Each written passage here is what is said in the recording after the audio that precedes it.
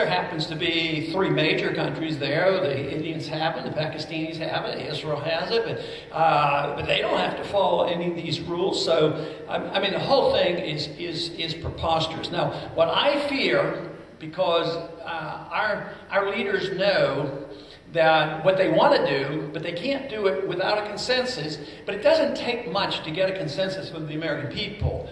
All you have to do is scare the living daylights out of them. Now, they're working on it. They're trying to scare them. Oh, they're going to nuke us, just like, Saddam Hussein was ready to nuke us.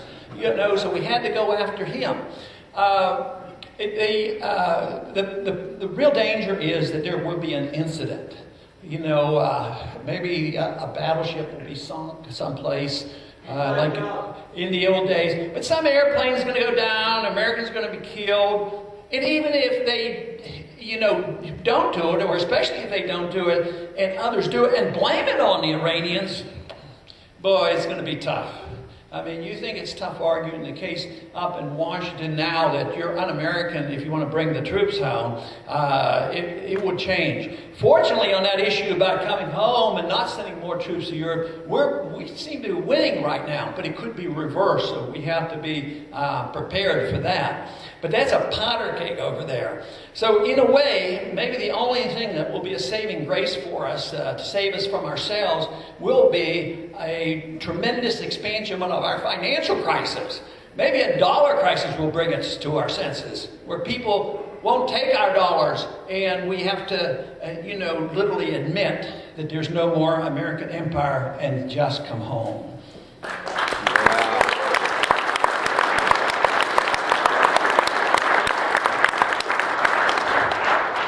Right now that it is not likely, but it's more likely than it used to be. This has been a tremendous past 2 years because I think I've noticed tremendous change in sentiment. It certainly has been an advantage not being a candidate in order to get some coverage on some of the television stations. Even that one particular station that went out of their way to make sure that I didn't get on or that I was, ridiculed on. I think it has something to do with Fox or something like that. I think I've been on their program 45 times since the campaign has been over, usually on economic issues.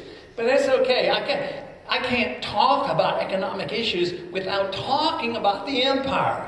They're connected. I don't know if anybody remembers, but there was one debate where I think Tim Russert was in chairman, or the interviewer. He says, "Okay, this one is we're sticking with economic policy. We're not talking about foreign policy because the previous debate was mostly foreign policy."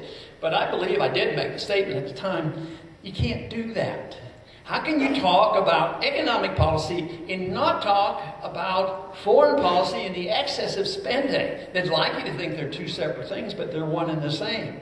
But many, many empires have come down, essentially all empires end, especially when they extend themselves too far. Some of the empires last longer than they should, but certainly the most recent major empire to come down came down for economic reasons, and that's the Soviet system.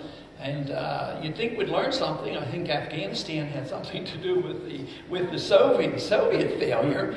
But no, we just keep going on and on. And so it does have an economic consequence. It's estimated, I think Higgs has done it, Robert Higgs, on estimating the amount we spend to maintain our empire. And he puts it over $1 trillion. But just think, fortunately we have less deaths in this 8-year war, but we're having more long-term casualties. We have people with brain injuries and post-traumatic stress syndrome and loss of limbs. And they'll be taken care of for a long, long time, and rightfully so. But it's the kind of expense that you can't imagine how that pyramids, but it isn't going to end. So the pressure is going to be, I think, ultimately on the dollar. the financial system, the pyramiding of all the investments that happen around the world, they're coming down, and I think Dubai is a good example why we have a long way to go. That's probably just minor compared to what can happen. And of course, our financial system came unglued. A lot of bad investment, a lot of debt, and a lot of illiquid assets. But that's okay. They're getting resolved. You're getting to own them now instead of Wall Street. You get to own them. And Federal Reserve, for instance, in this period of time, just as another example of what we don't get to know, is they bought over $800 billion worth of mortgage-backed securities. And mortgage-backed securities means why they have to buy them. They call them illiquid, but illiquid means they're worthless. And they buy them. But what we don't know, we have this gross number on the books, but what we don't know is which bank or which company or who got the money and what did we pay for them. And I imagine that we paid a lot more than they were worth, since they were worthless. And so it's a real mess. But right now, I see that everything that we do in Washington is pressure on the dollar.